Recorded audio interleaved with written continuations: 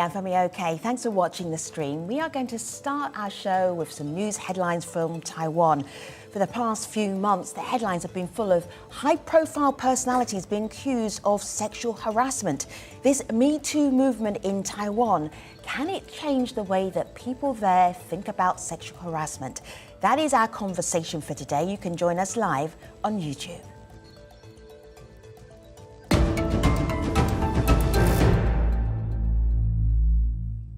With us to help us understand what's happening in Taiwan, from Taipei, Brian Hu, founder and editor of New Bloom magazine.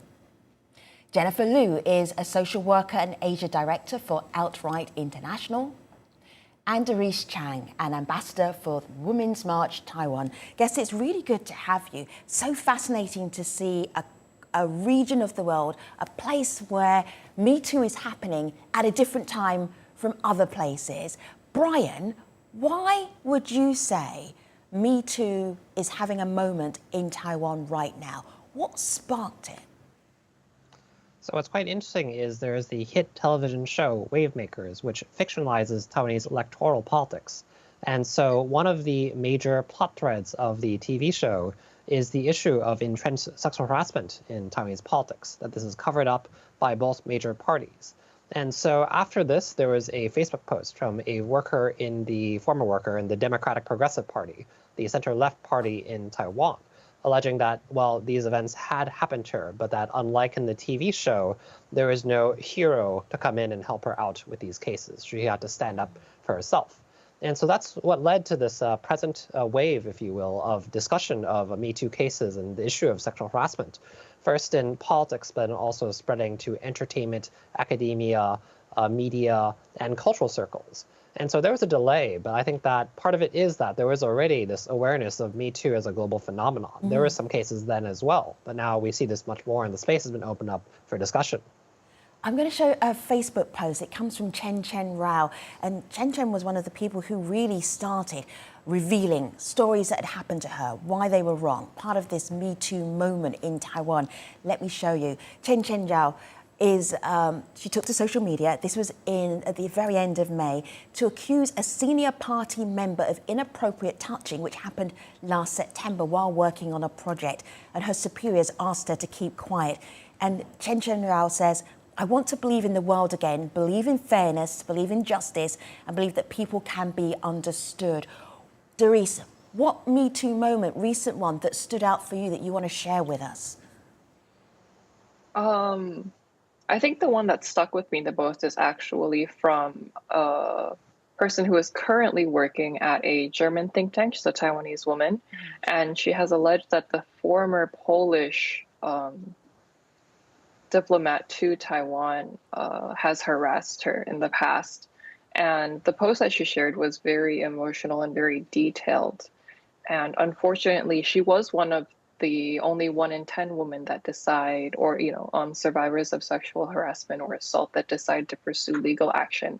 And unfortunately, the prosecutor in this case decided that even though she had copious amounts of evidence that based on her testimony, her case was not valid, which was very unfortunate. And but we're very proud of her for sharing her story and very supportive.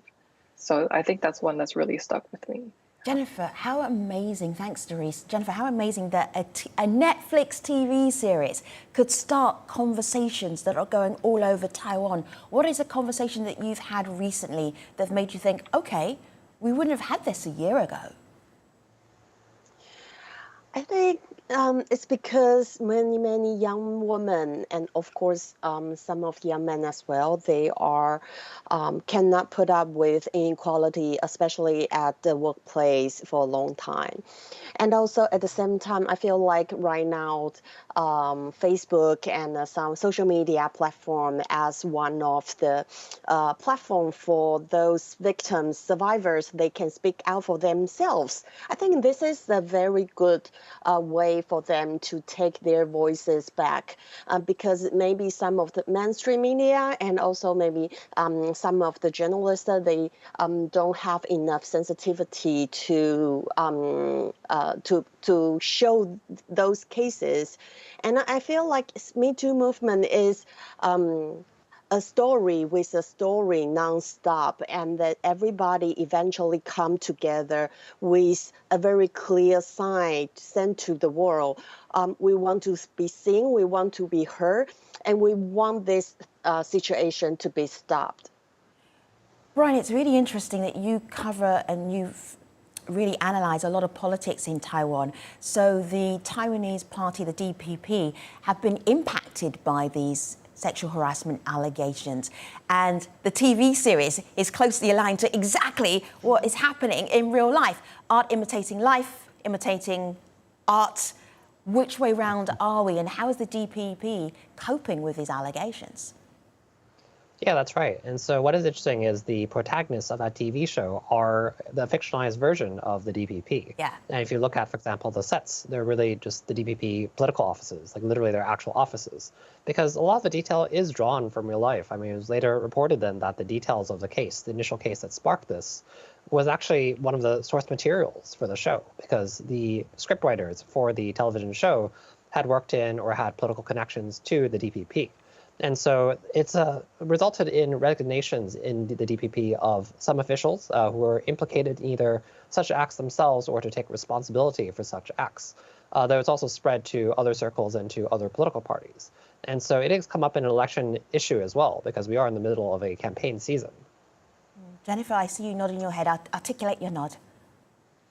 Yeah, I agree with Brian. I think this is one of interesting coincidence right now. But at the same time, I feel like the response of the DPP at this moment, they show a really good example that how we can make things better internally. And of course, because they are the current ruling party.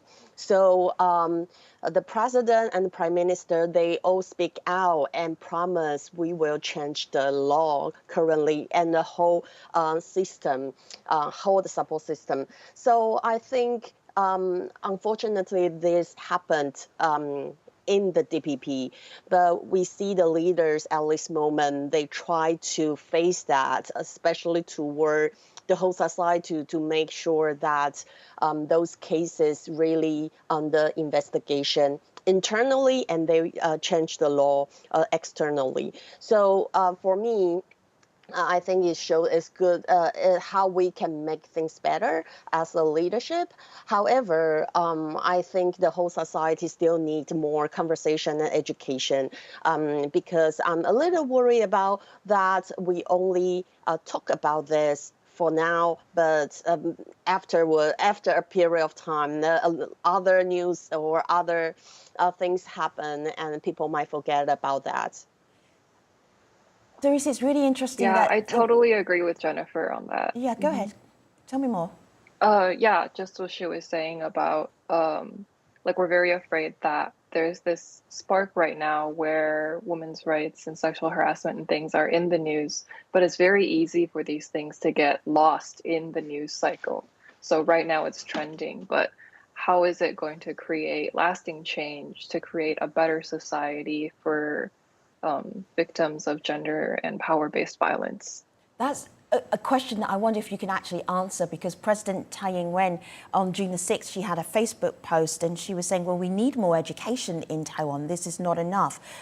Let me just show you the post here. We translated it. Our society as a whole must educate ourselves again. The people who have been sexually harassed are victims, not troublemakers. These are people we want to protect, not treat with prejudice. Doris, good words or something solid about to happen in change in Taiwan? What do you think? I feel like her heart is definitely in the right place, but whether or not that's going to pan out into actual policy change, I think remains to be seen, because there are a number of difficulties and shortcomings with our current laws. So they are very labyrinthine right now. And there's also an issue where a lot of enterprises within Taiwan are actually small, medium enterprises. And the current laws, for example, when you have an issue with sexual harassment, management is supposed to engage in a self-introspection. However, because of these small, medium enterprises and the way the power structures are, a lot of the times it is the managers that are perpetrating the sexual harassment and these cases. So that's one of the loopholes that we need to close within the law.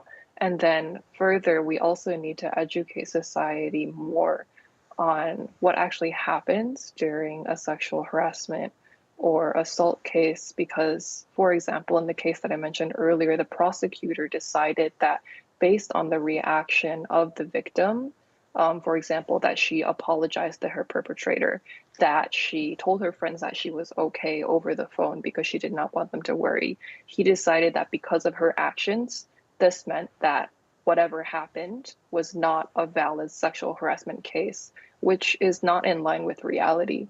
Like, most of the time, victims are in a position of less social power, of less career power, like within their field. So the perpetrators hold a lot of resources in their hands, and this creates a great power imbalance that results in victims being unable to react in the way that people currently feel like they should, creating this sort of like perfect victim expectation. So a lot of times we hear from people who have been harassed and they're like, well, what am I supposed to do? Like, I can't, I can't scream, I can't kick, I can't like push this person away because I'm not in a social position to do this. So this is something that we're very concerned about and that we're hoping we'll be able to create more education around and create more justice for people. I want to just go along this line of justice. I'm going to bring in Tina Cho's story. Tina Cho is a singer. And I come right back to you, Jennifer. So Tina Cho posted on Facebook on June the 27th an incident that happened in 2012. So she accused a TV host, Blackie Chen, who was her boss at the time, of forcing his way into her home, into her hotel room, sexually harassing her when they were working on a show just many, many years ago. That idea of these experiences coming up now, how do you treat them legally? Where is the justice? Is it a he said, she said, or she said, he said, or even he said situation, Jennifer? Mm-hmm. Yeah, that's something we're worried about right now. But at the same time, like what I say, I think I see those victims, they actually, a lot of this situation happened many, many years ago, not only this this center, but also other cases. And you can see the inequality about their power dynamic. And also a lot of them, the perpetrator, they are well known in the society or at the workplace, and many people like them. They have really good relationship with everybody.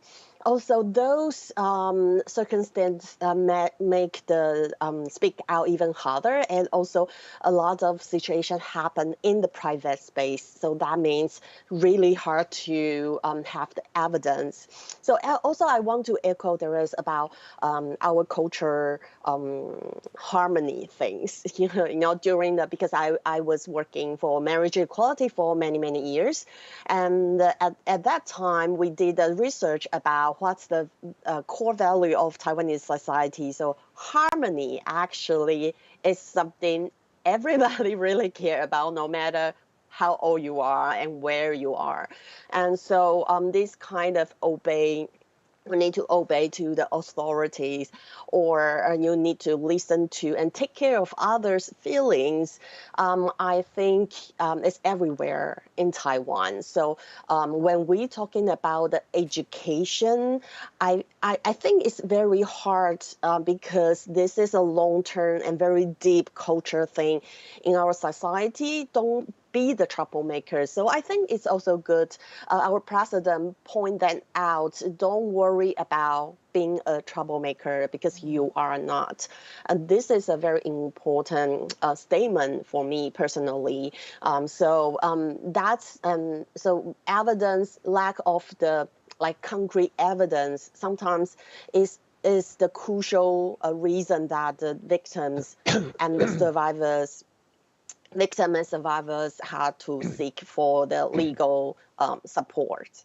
Yes, I want to play you something, and that is a reaction to the reactions that this MeToo moment has been having.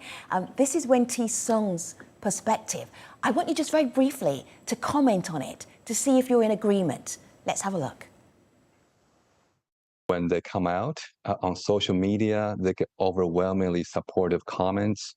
Even on traditional mainstream media, they also get a lot of airtime and a lot of reporting. And I think they've been able to come out, these survivors, because they do feel finally a sense of security that Taiwan society has their backs. I think that's really interesting. Brian, thoughts, briefly? Yeah, I mean, I think there definitely is a space for these conversations now. Just the danger is that time will pass and the space shrinks. A lot of these cases, I mean, they are from a while back, and so people are reflecting on it in this moment. But then, for example, I think when one sees statements by ing-wen, the president, and after all, Taiwan's first female president, that goes to show that despite that Taiwan has a number of prominent female politicians, this still occurs. These structures are very deeply rooted. And the media itself, though it has honed in on this phenomenon currently and is reporting on these stories, it itself, there's a deeply entrenched sexism in much Taiwanese media and how it reports on these cases. For example, Brian, for example. Yeah, I mean, just every day on the news media, there's a lot of just celebrity gossip phoning in on women's bodies in particular in this very sensationalist way. And it's about driving up hits. And I think the victims, sometimes their stories are not respected in terms of how the reporting has gone either. Let me just check in with Doris. This idea of being a safe space, Jennifer, I'll come right back to you. This idea of being a safe space for sexual assault survivors and harassment survivors to feel that they can actually tell their stories. Doris, are you seeing that safe space?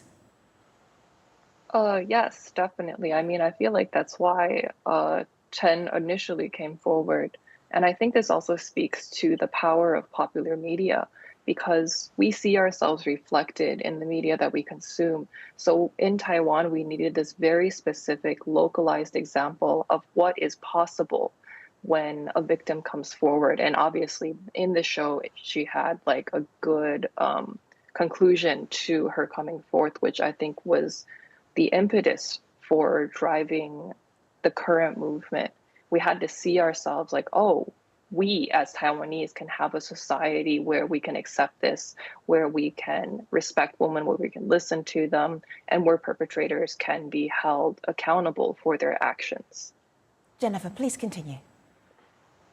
Yeah, I think Wavemaker also show a really good example that as a friends and maybe family or co-workers around the survivors, how you can show yourself, like be more supportive, what kind of words maybe you shouldn't say that. And also these mental health issues recently become more and more, people pay attention to that. And so and then a lot of analysis is about what's the reaction of the victims actually before this movement, previous in 2015 and 2013, there were similar cases reported by the media as well. But at that time, still many people ask, why you don't avoid that? Why you don't say that? Why you didn't say no? A lot of what's wrong with you? Why did you get yourself into that situation? So it's your fault for being harassed. Yeah, exactly. Ugh. Yeah. So, but right now, we know that story. Yeah, of course. Yeah, but right now we see mainstream media also learn the lessons and then use, I wouldn't say perfect, but it's a much proper words to describe those situations. Evolving attitudes. Brian, go ahead. Yeah, I mean, I think it's definitely an improvement. I mean, there has been space. And I think that it's so interesting that this TV show then allowed for this, because I think there's so much focus on politics in Taiwan, and that these discussions began with regards to politics and campaigning and spread to other spheres. I mean, hopefully then there can be a lasting change. But I think the real danger is that perhaps there's not this focus and there's just not really retribution, that time goes away and people come back and stage comebacks, because I think that is what has occurred in other cases in the past decade, where there are people that carry out such acts and then after a period of time, they come back to public life. And so I guess we'll have to see there. But I think the courts are also quite dangerous. I mean, you see with some of these rulings, they're making it on this victim blaming mentality. And I think that is harder to change. There was one video that really struck me, and there was a social media influencer called Raku who was talking about their experience of being harassed. So they're holding a press conference and then the actual alleged harasser comes in, picks up the microphone, and then takes over. Watch the body language of the victim and the body language of the perpetrator, and I'm pretty sure that your jaw will drop open. Let's have a look. 真的很抱歉，对不起。